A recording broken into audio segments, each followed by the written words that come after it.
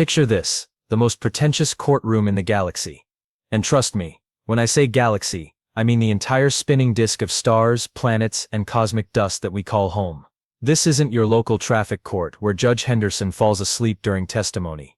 No, this is the Galactic Tribunal, where species come to grovel for the privilege of joining what basically amounts to the universe's most exclusive country club. The courtroom itself looks like what happens when a crystal cathedral has a baby with a spaceship and raises it on a steady diet of ego and bureaucracy. Floating platforms hover in perfect geometric formations, each one glowing with that particular shade of blue that screams we take ourselves very seriously. The walls pulse with bioluminescent patterns that would be beautiful if they weren't so damn smug about it. At the center of this cosmic circus sits Judge Vorthak, and oh boy, is he a piece of work. Imagine a jellyfish that went to law school, developed a superiority complex, and then decided to become a blob. He's got 17 eyes arranged in what he probably thinks is an intimidating pattern, but honestly, it just makes him look like he's perpetually surprised by his own existence. Each eye blinks independently, which is either a sign of advanced evolution or really poor coordination. The jury's still out on that one. Vorthak adjusts his ceremonial robes, which are basically just fancy drapes that make swooshing sounds when he moves. He's been doing this job for about 4 centuries, and in that time he's developed the kind of arrogance that only comes from never being wrong. Or at least, never being told you're wrong by anyone with enough political clout to matter. To his left sits Prosecutor Ziklik, a mantis-like creature who looks like she was assembled from spare parts at an alien junkyard. Her forearms move in perfect synchronization as she shuffles through holographic documents, and her compound eyes reflect the courtroom lighting in a way that makes everyone uncomfortable. She's got the personality of a parking meter and about half the warmth. Ziklik has prosecuted over 3,000 species applications, and her success rate is something she mentions at parties. All the time. Even when nobody asks. Then there's Ambassador Gwendo, floating serenely in her specialized atmosphere tank like the universe's most pretentious lava lamp. She's a translucent jellyfish-type being whose tentacles move in patterns that supposedly convey deep diplomatic wisdom but mostly just look like she's conducting an orchestra that nobody else can hear. Gwendo speaks exclusively in bureaucratic riddles wrapped in diplomatic doublespeak, which makes her either incredibly wise or incredibly annoying. Probably both. The three of them sit there in their cosmic judgment seats, radiating the kind of confidence that comes from knowing the outcome before the show even starts. See, here's the thing about the Galactic Tribunal that nobody talks about in the recruitment brochures. They've already made their decision. This whole trial thing, it's just theater. Cosmic kabuki. A very expensive way to tell someone thanks but no thanks while making it look official. Today's entertainment is humanity's application to join galactic civilization. The paperwork alone took Earth's finest diplomats 17 months to complete, and that's assuming you count the 3 nervous breakdowns and 1 diplomatic incident involving a translator who mixed up peaceful intentions with recipe for pancakes. The whole thing has been scheduled for months, with delegates from 47 different species flying in to watch what promises to be the most entertaining rejection in recent galactic history. Because here's what the Galactic Tribunal really thinks about humans: we're the cosmic equivalent of that neighbor who plays music too loud, leaves their trash cans out too long, and somehow always manages to set off fireworks at 3 in the morning. We're messy, unpredictable, and have the disturbing habit of doing things that make absolutely no sense to anyone with properly functioning logic circuits. The betting pools among the various alien species have humanity's chances of acceptance somewhere between snowball in a supernova and getting elected to office on a platform of mandatory root canals. The smart money is on rejection within the first 10 minutes, followed by a lengthy dissertation on why humans should stick to their own solar system and maybe take up gardening instead of space exploration. But hey, at least we showed up. That's got to count for something, right? Right? Prosecutor Ziklik rises from her seat with all the enthusiasm of someone about to read the phone book out loud. Her forearms move in perfect coordination as she activates the holographic display system, and suddenly the courtroom is filled with floating images of Earth. Not the pretty postcard shots of sunsets and mountain ranges. Mind you, no, these are the greatest hits of human civilization's most embarrassing moments. Esteemed members of the tribunal, Ziklik begins, her voice carrying the emotional range of a particularly bored GPS system. I present the case against species designation Earth human sapiens allegedly. She pauses for effect, though the effect is about as dramatic as watching paint dry in zero gravity. The evidence speaks for itself.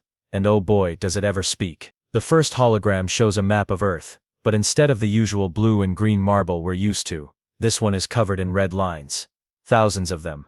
Crossing, intersecting, and generally making the planet look like it's been attacked by a deranged geometry teacher.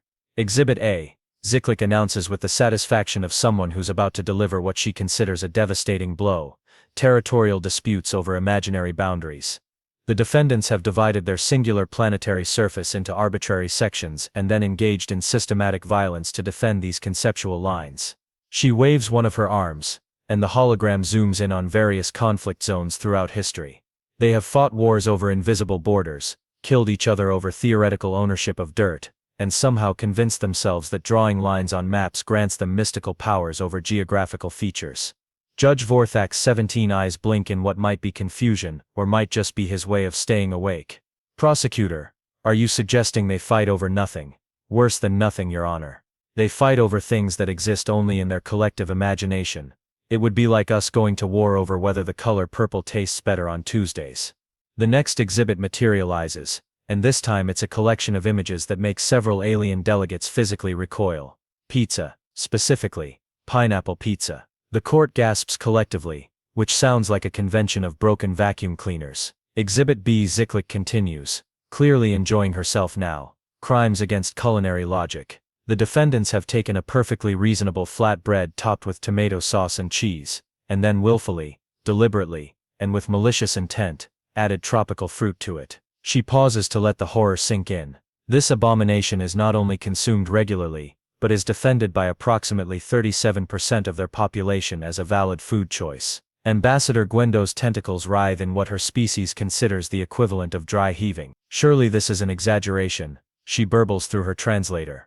I wish it were, Ambassador. The defendants have entire online communities dedicated to defending this practice. They call it food preference, and claim it's protected under something called personal freedom. The psychological damage to neighboring species who have witnessed these culinary war crimes is still being calculated. But wait, there's more, because of course there is. The hologram shifts to show screenshots of various social media platforms, and the courtroom lighting seems to dim as if the universe itself is ashamed of what it's about to witness. Exhibit C, Ziklik says, her voice taking on the tone of someone describing a particularly virulent disease: the voluntary creation and mass adoption of social media platforms. The defendants invented a technology that allows instant communication across their entire planet, and then used it primarily to share pictures of their food and argue with strangers about politics. The images cycle through various social media posts, each one more baffling than the last. Humans taking selfies at funerals. Humans posting pictures of their breakfast. Humans engaging in heated debates about whether a dress is blue or gold. The alien delegates shift uncomfortably in their seats, and more than one begins to question whether this species should be allowed to continue existing, let alone join galactic civilization. They have weaponized information sharing. Ziklik continues, warming to her theme. They created platforms designed to bring people together, and then use them to drive themselves apart. They share false information with the same enthusiasm they share pictures of small mammals, and they've somehow convinced themselves that having an opinion about everything is not only acceptable but mandatory. Judge Vorthak's eyes swivel in different directions, a sign that he's either deep in thought or having some kind of neurological episode. Is there more? Oh, Your Honor, we're just getting started. Ziklik's mandibles click together in what might be a smile. Exhibit B. The defendants have developed weapons capable of destroying their entire planet, and then scattered these weapons across their surface, while simultaneously maintaining a population of endangered species that they claim to want to protect. The hologram now shows a split screen. Nuclear weapons on one side, pandas on the other. The juxtaposition is so absurd that several alien delegates begin making sounds that their translators can't quite process. They have the technology to end all life on their planet, Ziklik explains, and they keep it in the same general vicinity as creatures they describe as too cute to let go extinct. The logical disconnect is so profound that our xenopsychology department has requested additional funding just to study the implications. The charges keep coming. Humans who say sorry to inanimate objects they bump into. Humans who put googly eyes on household appliances. Humans who invented something called reality television, and then complained about the decline of civilization. Each new exhibit seems more damning than the last, and the alien delegates nod along like they're watching a particularly convincing documentary about why fire is hot. By the time Ziklik finishes her presentation, The courtroom is filled with the kind of silence that usually precedes either profound wisdom or complete bewilderment. The prosecutor sits down with the satisfied expression of someone who's just explained why 2 + 2 = fish, and everyone in the room has accepted her math. The prosecution rests, she announces, confident that the evidence clearly demonstrates why species Earth human sapiens allegedly should be denied membership and possibly quarantined for the safety of the galaxy. The betting pools just shifted again. Humanity's chances of acceptance have now dropped to somewhere between convincing a black hole to go on a diet and getting a straight answer from a politician. This should be interesting. And then, from the defendant's platform, comes the sound of someone clearing their throat. Not the polished, diplomatic throat clearing of a seasoned ambassador, but the kind of awkward, excuse me, throat clearing you'd hear at a PTA meeting, when someone's about to ask why the vending machine still charges $2 for a bag of chips. Judge Vorthak's 17 eyes swivel toward the human representative, and you can practically hear the cosmic equivalent of a record scratch. Because standing there, in what appears to be a slightly wrinkled suit that might have come from a department store clearance rack, is Captain Jake Morrison. And let me tell you, Jake Morrison is not what anyone expected. The Galactic Tribunal was prepared for Earth's finest. They expected a polished diplomat with multiple degrees, and the kind of smooth talking that could convince a supernova to take a vacation. They were ready for a brilliant scientist who could dazzle them with quantum theories and mathematical proofs. Hell, they would have settled for a well-dressed politician who could at least pretend to know what they were talking about. What they got was Jake Morrison, former pizza delivery driver from Akron, Ohio, who got this job because he was literally the only human who showed up to the interview. And not because he was particularly qualified or motivated, but because he thought the job posting was for a different kind of delivery service and figured intergalactic probably just meant they had really good benefits. Jake looks around the courtroom with the kind of casual interest you'd show at a mildly entertaining mall kiosk. He's about 35, with the kind of face that suggests he's seen some things but isn't particularly impressed by any of them. His hair is doing that thing where it's trying to be professional but clearly gave up about an hour ago, and his tie is just slightly crooked in a way that suggests he tied it himself and called it good enough. So Jake says, his voice carrying the distinctive accent of someone who definitely knows where to find the best chili dogs in a 50-mile radius, I guess it's my turn to talk. The courtroom erupts and barely contains snickers. Ambassador Gwendo's tentacles perform what can only be described as the jellyfish equivalent of a facepalm. Several alien delegates lean forward in their seats, not because they're suddenly interested in humanity's defense, but because they're waiting to see just how spectacular this crash is going to be. Judge Vorthak composes himself with the dignity of someone trying not to laugh at a funeral. Captain Morrison, you may present your defense of humanity's application to join galactic civilization. Jake nods like he's just been asked to explain why he deserves a raise at the pizza shop. Right. Well, first off, I want to say that Prosecutor Ziklik there did a really thorough job. I mean, she really did her homework. Most of that stuff is totally accurate. The snickering gets louder. This is not how defenses usually start in the Galactic Tribunal. Most species representatives begin with flowery speeches about their civilization's achievements, their technological advances, their cultural contributions to the galactic community. Jake Morrison just admitted that the prosecution was right about humanity being a cosmic disaster. Take the pineapple pizza thing, Jake continues, completely unfazed by the fact that he's supposed to be defending his species. Yeah, we do that. And you know what? Some of us actually like it. I know, it sounds crazy, but here's the thing about humans. We're really good at finding ways to make things work that probably shouldn't work. He gestures vaguely at the holographic evidence still floating around the courtroom. Like, look at this border thing. You guys think it's stupid that we draw lines on maps and then fight over them, right? And yeah, when you put it like that, it does sound pretty dumb. But here's what you're missing: those imaginary lines. They're not really imaginary to us. They represent something. Judge Vorthak's eyes blink in a pattern that suggests he's either deeply confused or having some kind of seizure. Captain Morrison, are you arguing that your species' territorial disputes are justified?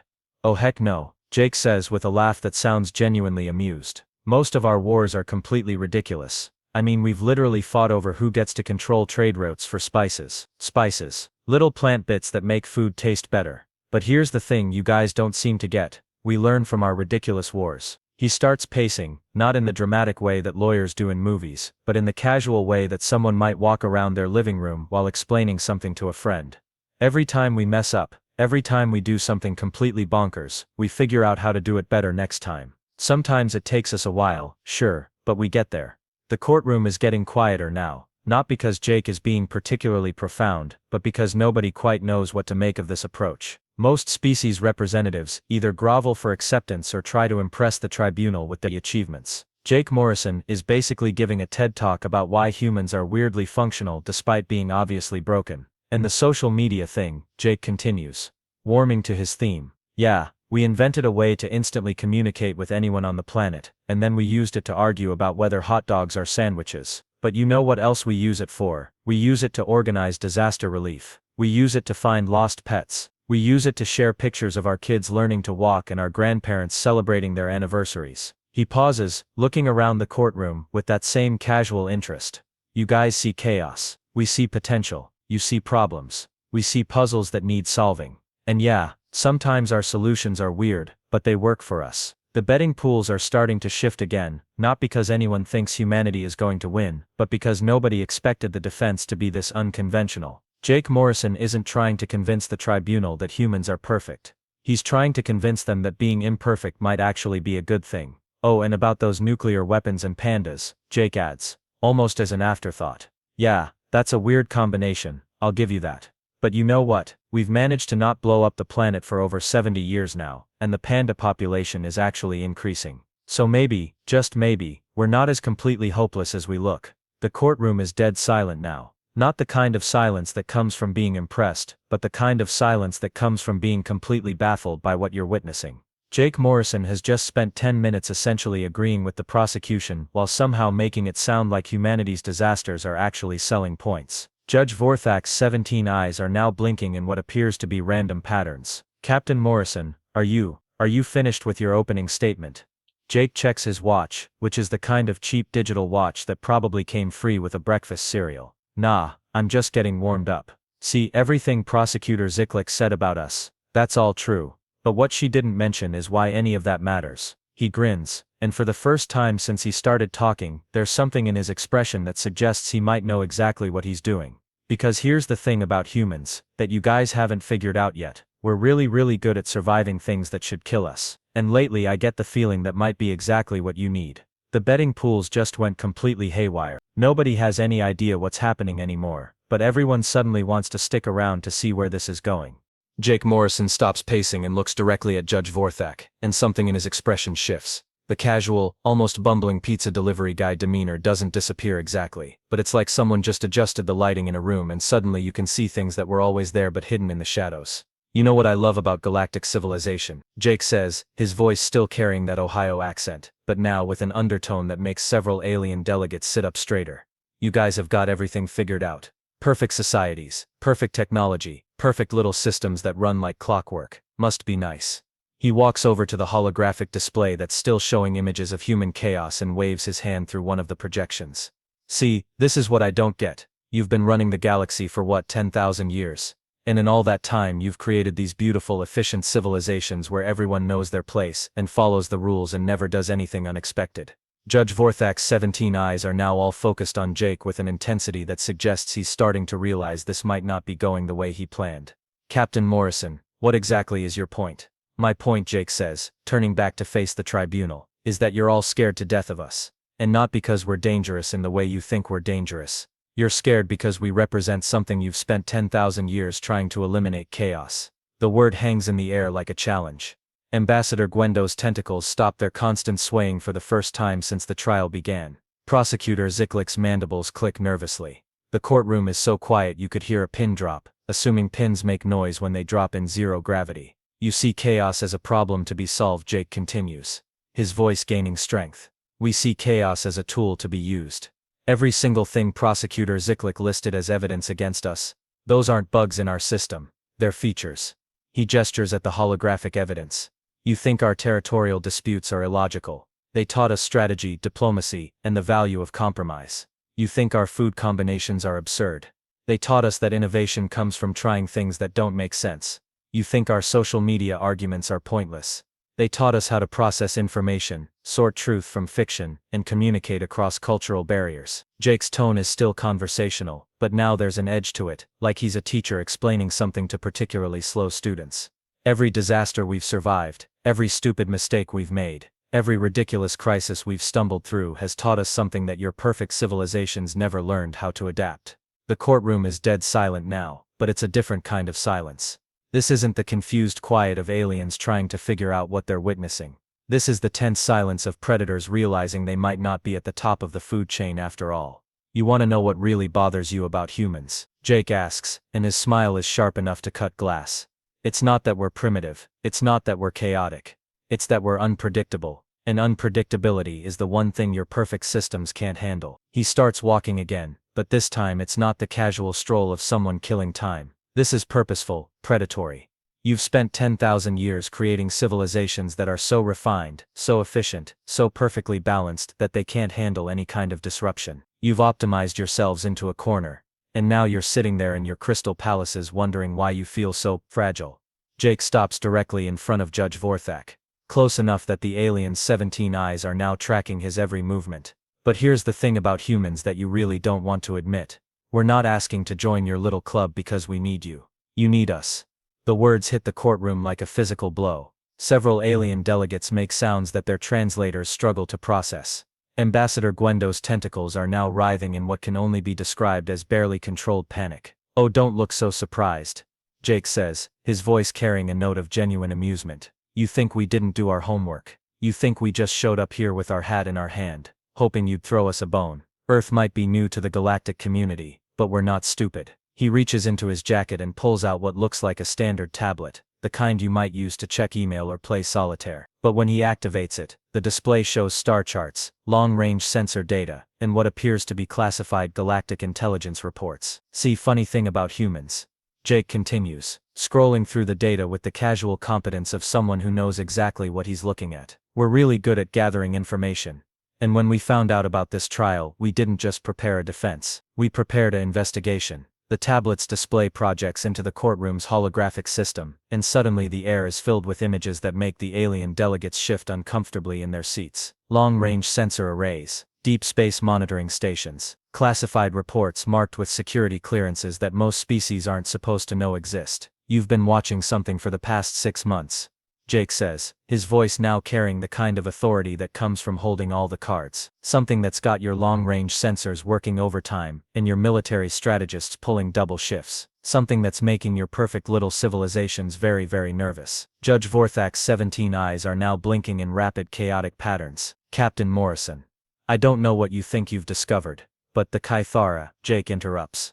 And the word drops into the courtroom like a nuclear bomb. "They're coming back, aren't they?" The reaction is immediate and unmistakable. Ambassador Gwendo's tentacles freeze mid-motion. Prosecutor Ziklik's forearms clench into fists. Several alien delegates begin making sounds that range from gasps to what might be prayers in languages that predate most known civilizations. But Judge Vorthak's reaction is the most telling. All 17 of his eyes go wide, then narrow, then begin blinking in patterns that suggest he's either having a complete breakdown or calculating how quickly he can have Jake Morrison disappeared. "You see," Jake continues, apparently oblivious to the fact that he's just mentioned something that's clearly classified at the highest levels, "we humans have this really annoying habit of digging into things that don't concern us. And when we started looking into galactic history, we found some very interesting gaps in the official records." The tablet display shifts to show historical timelines, archaeological reports, and what appears to be heavily redacted military documents. "About 3,000 years ago, something happened that your perfect civilizations don't like to talk about. Something that nearly wiped out every advanced species in the galaxy. Something that was only stopped by the most primitive, chaotic, unpredictable species anyone had ever encountered." Jake looks around the courtroom with the satisfied expression of someone who's just solved a puzzle that's been bothering him for weeks. "The Gorvani. Remember them? Probably not, since they were quietly elevated to full galactic membership about 5 minutes after they saved everyone's lives, and then all records of exactly how they did it were classified beyond anyone's security clearance." He taps the tablet, and the display shows what appears to be a heavily encrypted file with a date stamp from 6 months ago. "But here's what's really interesting. Your long-range sensors detected something 6 months ago. Something big, something fast, and something heading in this general direction. And ever since then, you've been quietly evaluating every primitive species in the galaxy, looking for ones that might have that special combination of chaos and adaptability that made the Gorvani so effective." The courtroom is now so quiet that you could hear a whisper from 3-star systems away. "Jake Morrison, former pizza delivery driver from Akron, Ohio, has just laid out a conspiracy that goes to the very heart of galactic civilization, and he's done it with the casual confidence of someone discussing the weather. So here's my question. Jake says, his voice carrying a note of challenge that makes it clear he already knows the answer. Are we here because you're evaluating us for membership? Or are we here because you're desperately hoping we're crazy enough to do something about the Kythara that you can't? Judge Vorthak's 17 eyes are now completely still, fixed on Jake with an intensity that could probably be measured with scientific instruments. When he finally speaks, his voice carries the weight of someone who's just realized that his carefully constructed world is about to come crashing down. Captain Morrison, he says slowly.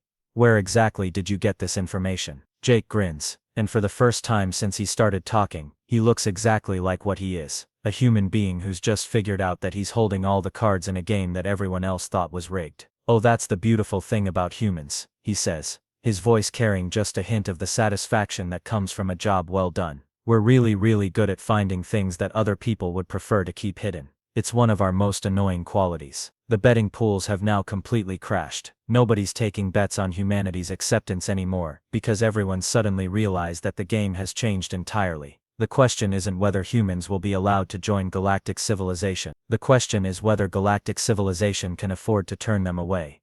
Jake Morrison sets his tablet down on the defendant's podium with the kind of casual confidence that comes from knowing you're about to completely rewrite the rules of the game. The courtroom is so tense you could probably use the atmosphere to tune a violin, and every alien delegate is leaning forward like they're watching a particularly riveting documentary about their own extinction. You know what I love about history? Jake says, his voice carrying that same conversational tone that's been driving the tribunal crazy for the past hour. It's got all these patterns. Same problems, same solutions, same mistakes, over and over again. It's like the universe has a really limited imagination. He gestures at the holographic displays still floating around the courtroom. Take the Kythara crisis for instance. 3,000 years ago, right? Started out as just another deep space anomaly. Some weird energy readings from beyond the galactic rim. Your long-range sensors picked up something big, moving in from intergalactic space, but it was so far out that nobody took it seriously. Judge Vorthak's 17 eyes are now tracking Jake's every movement with the kind of intense focus usually reserved for watching nuclear weapons being assembled. Captain Morrison, this information is classified under Galactic Security Protocol 7 subsection 43 paragraph 12. Jake finishes smoothly. Yeah, I know. Funny thing about humans though, we're really bad at respecting other people's filing systems. He taps his tablet again, and the holographic display shifts to show what appears to be a three-dimensional map of the galaxy. But this isn't the peaceful, organized star chart that usually graces diplomatic meetings. This is a tactical display showing fleet movements, defensive positions, and what can only be described as the galactic equivalent of a war room. So anyway, Jake continues. Like he's discussing his weekend plans, the Kythara showed up about 18 months after your sensors first detected them. And when I say showed up, I mean they came screaming in from intergalactic space like the universe's angriest swarm of mechanical locusts. The holographic display now shows the Kythara themselves, and the images are the stuff of nightmares. Imagine if someone took a spider, crossed it with a starship, gave it artificial intelligence, and then taught it to hate everything that wasn't also a spider-starship hybrid. They move in formations that look like living storms, each individual unit the size of a small moon, and they number in the millions. Your military strategists had about 6 months to prepare, Jake says, and his voice is taking on the tone of someone delivering a particularly grim medical diagnosis. 6 months to figure out how to fight something that had just traveled between galaxies for the express purpose of turning every inhabited world into spare parts. Ambassador Gwendo's tentacles are now writhing in patterns that suggest she's either trying to communicate in some kind of emergency code, or having the jellyfish equivalent of a panic attack. Captain Morrison, these records are beyond classified. How could you possibly? Oh, that's the fun part, Jake interrupts, and his grin is sharp enough to cut through battle armor. See, when the Kythara first showed up, they didn't just start attacking random planets, they went after information first. Communication networks, data storage facilities, historical archives. They were trying to cut off the galaxy's ability to coordinate a response. The display shows the progression of the Kythara assault, and it's like watching a plague spread across the galaxy. System after system going dark, communication lines being severed, entire sectors falling silent within hours of contact. But here's where it gets interesting. Jake continues, his voice now carrying the kind of enthusiasm that usually comes from explaining a particularly clever magic trick. The Kythara weren't just destroying information, They were copying it. Every database they hit, every archive they raided, every communication network they infiltrated. They were learning. He pauses, looking around the courtroom with the expression of someone who's about to deliver the punchline to a joke that's been building for 3,000 years. And what they learned was that galactic civilization had a weakness. A really, really big weakness. Judge Vorthak's voice comes out as barely more than a whisper. What weakness? Predictability, Jake says, and the word hits the courtroom like a physical blow. Every single advanced civilization in the galaxy had spent thousands of years optimizing themselves into perfect, efficient, predictable systems. Your military strategies followed established doctrine. Your defensive networks operated according to standard protocols. Your response patterns were based on logical analysis of available data. The holographic display now shows the galactic fleet movements during the crisis, and even to untrained eyes, it's clear that something is horribly wrong. The formations are textbook perfect, the strategies are flawlessly executed, and the tactical decisions are absolutely logical. And the Kythara are cutting through them like a hot knife through butter. The Kythara had analyzed 3,000 years of galactic military history, Jake explains, his voice taking on the tone of a professor delivering a particularly sobering lecture. They knew exactly how you would respond to every possible threat scenario. They had countermeasures for every tactic in your playbook. They had calculated the optimal response to every strategy you might employ. The images shift to show the aftermath of major battles, and the devastation is almost incomprehensible. Entire fleets reduced to scrap metal. Planetary defense systems that had stood for millennia turned into smoking craters. The pride of galactic civilization being systematically dismantled by an enemy that seemed to anticipate every move. Within 2 years, Jake continues, his voice now carrying the weight of someone recounting a disaster of almost unimaginable proportions, the Kythara had destroyed or disabled 60% of the galactic fleet. They had overrun 47 major star systems. They had wiped out the governing councils of 12 different species, and they were accelerating. The courtroom is now so quiet that you could probably hear thoughts being processed. Every alien delegate is staring at the holographic displays with the kind of horrified fascination usually reserved for watching natural disasters unfold.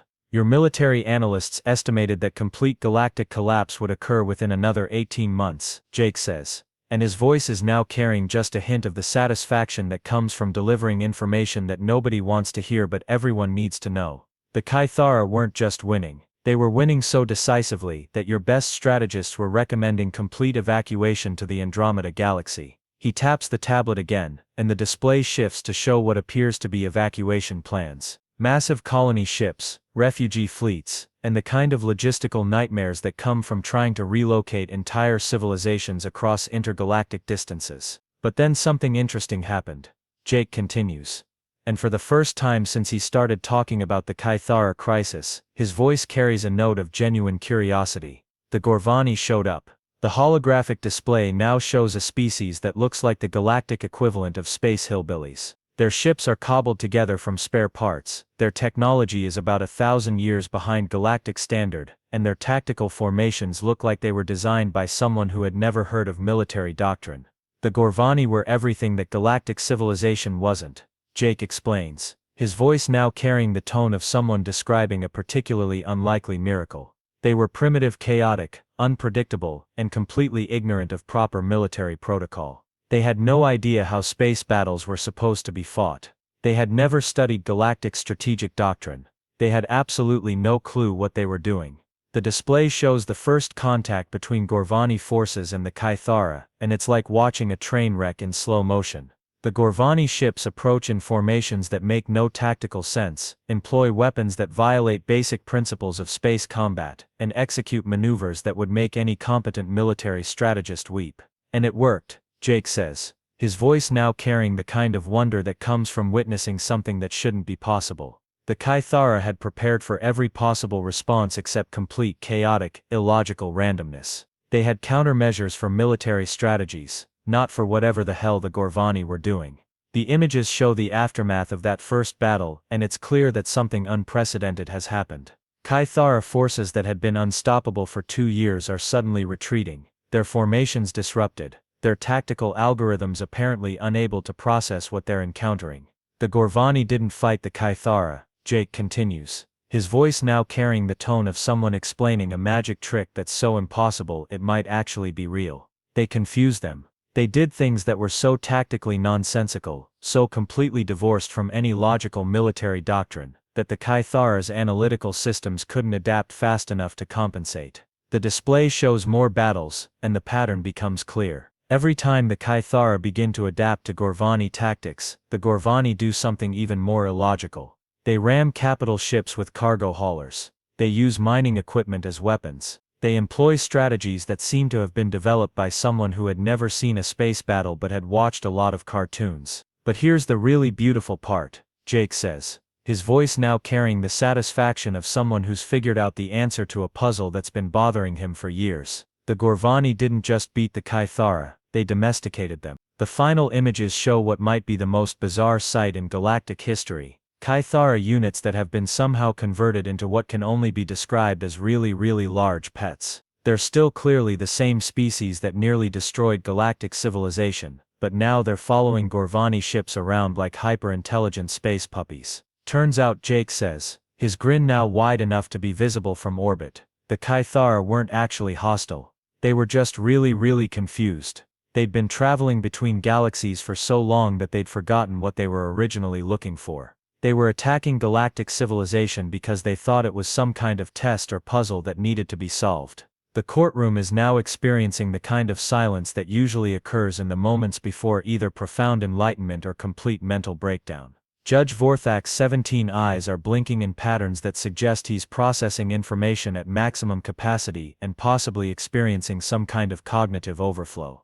The Gorvani figured out that the Caithara weren't invaders, Jake continues, his voice carrying the tone of someone explaining something that should be obvious but apparently isn't. They were explorers. Really violent explorers with absolutely no social skills, and a tendency to solve problems by turning them into component atoms, but explorers nonetheless. He pauses, looking around the courtroom with the expression of someone who's just delivered the most important information in galactic history and is waiting to see if anyone's actually been paying attention. So instead of trying to destroy them, the Gorvani did what any sensible species would do, Jake says, his voice now carrying just a hint of the amusement that comes from watching really smart people miss really obvious solutions. They invited them to dinner. The final image shows what appears to be some kind of massive interspecies barbecue, with Gorvani and Caithara units apparently engaged in what can only be described as the galaxy's most unlikely friendship.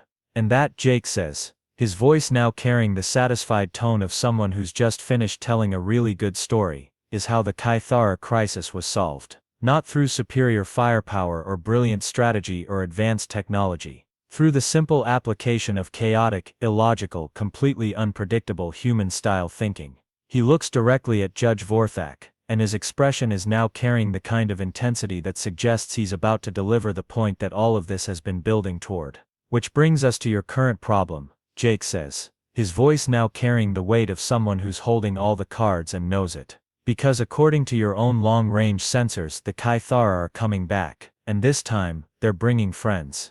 The holographic display shifts one final time, and what appears in the air above the courtroom is the kind of image that makes entire civilizations reconsider their life choices. It's a long-range sensor scan from the galactic rim, and it shows not just the familiar spider starship formations of the Caithara, but something else entirely. Something bigger, more complex, and infinitely more terrifying. Meet the Caithara Collective, Jake says, his voice carrying the tone of someone introducing a particularly unpleasant relative at a family reunion. Turns out the Caithara that nearly destroyed the galaxy 3,000 years ago, they were basically teenagers on a field trip. The ones coming back now are the adults, and they're not happy about what happened to their kids. The sensor data shows formations that dwarf anything from the original crisis. Where the first Caithara invasion involved millions of units, this new force appears to number in the tens of billions. Where the original swarm was chaotic and exploratory, this new collective moves with the kind of precision that suggests they've learned from their previous encounter with galactic civilization. Your long-range analysis indicates they'll reach the Outer Rim territories in approximately 14 months, Jake continues, and his voice is now carrying the clinical detachment of someone reading a medical report with a particularly grim prognosis. Your military strategists estimate that with current galactic defense capabilities, organized resistance will collapse within 6 months of first contact. Judge Vorthak's 17 eyes are now moving in patterns that suggest he's either calculating complex mathematical equations or having some kind of neurological event. Captain Morrison, How could you possibly have access to classified military projections? Jake's grin is sharp enough to be classified as a weapon.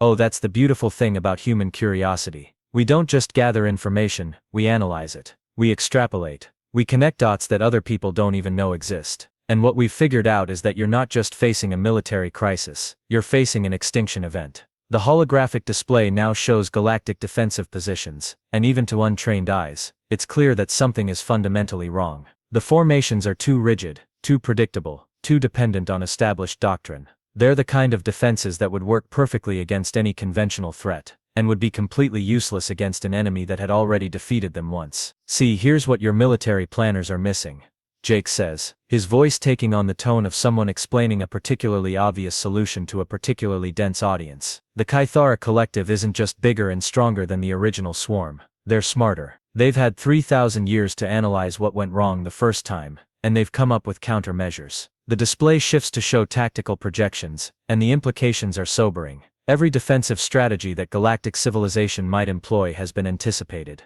Every possible response has been calculated and countered. The Kythara Collective has essentially turned the galaxy's own analytical capabilities against itself. They know about the Gorvani, Jake continues, his voice now carrying the weight of someone delivering really bad news. They know how chaos and unpredictability were used against them. They've developed adaptive algorithms that can process and counter irrational tactics in real time. They've essentially become immune to the exact strategy that saved the galaxy last time. The courtroom is now experiencing the kind of silence that usually precedes either profound revelation or complete civilizational collapse. Ambassador Gwendo's tentacles have stopped moving entirely, frozen in what appears to be the jellyfish equivalent of a blue screen of death. Which brings us to humanity's proposal, Jake says, and his voice suddenly carries the kind of authority that comes from someone who's about to completely rewrite the rules of galactic civilization. Because here's the thing about humans that you still don't understand, we're not just chaotic. We're creatively chaotic. We don't just break rules, we invent new ways to break rules that nobody's ever thought of before. He walks over to the tribunal's bench, close enough that Judge Vorthak can probably count the threads in his slightly wrinkled suit. The Gorvani saved the galaxy by being unpredictable in ways that the Kythara couldn't process. But humans? We're unpredictable in ways that we can't even process ourselves. We surprise ourselves on a regular basis. The holographic display now shows Earth, but not the chaotic, war-torn planet that Prosecutor Ziklik had presented earlier. This is Earth as seen through human eyes, a world where 7 billion people somehow managed to coordinate enough to keep civilization running, while simultaneously maintaining the most gloriously dysfunctional democracy in the known galaxy. You want to know why we put pineapple on pizza? Jake asks, his voice carrying the tone of someone explaining the fundamental secrets of the universe. Because we can. Because someone somewhere looked at a perfectly good pizza and thought, you know what this needs? Tropical fruit. And instead of being horrified by this obvious violation of culinary logic, enough of us thought it was a good idea that it became a legitimate food choice. He pauses, looking around the courtroom with the expression of someone who's about to deliver the most important point in galactic history. That's not chaos, Jake says, his voice now carrying the kind of intensity that makes interstellar treaties get signed. That's creative problem solving at a level that defies rational analysis. We don't just think outside the box, we forget that boxes exist. We approach problems from angles that don't technically exist in three-dimensional space. The holographic display shifts to show various human innovations throughout history, and the pattern becomes clear. Every major breakthrough, every revolutionary discovery, every leap forward in human development has come from someone doing something that made absolutely no sense at the time. We invented flight by watching birds and then building machines that work nothing like birds, Jake continues,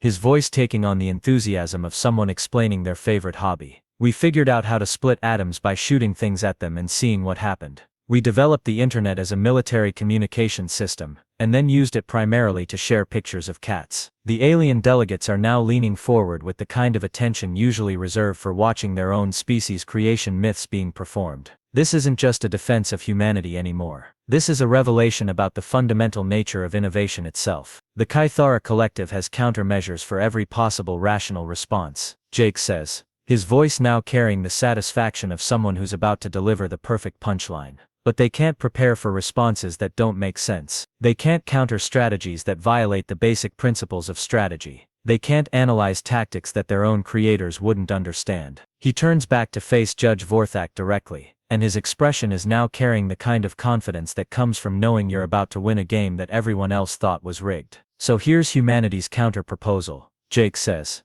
his voice now carrying the authority of someone speaking on behalf of an entire species. We'll deal with your Kythara problem. We'll figure out how to either defeat them, befriend them, or convince them to take up gardening instead of galactic conquest. We'll do it using methods that will probably horrify your military strategists and violate every principle of rational warfare. The courtroom is now so quiet that you could probably hear quantum fluctuations in the vacuum of space. Judge Vorthak's 17 eyes are fixed on Jake with the kind of intensity that suggests he's either about to agree to the most important treaty in galactic history, or order the immediate sterilization of Earth's solar system. But we're not doing it as junior members of galactic civilization, Jake continues, his voice now carrying the kind of steel that makes negotiations suddenly become very serious. We're not doing it as grateful supplicants who are happy to be included in your cosmic country club. We're doing it as equal partners with full voting rights, complete access to galactic technology, and formal recognition that chaos isn't a bug in the system,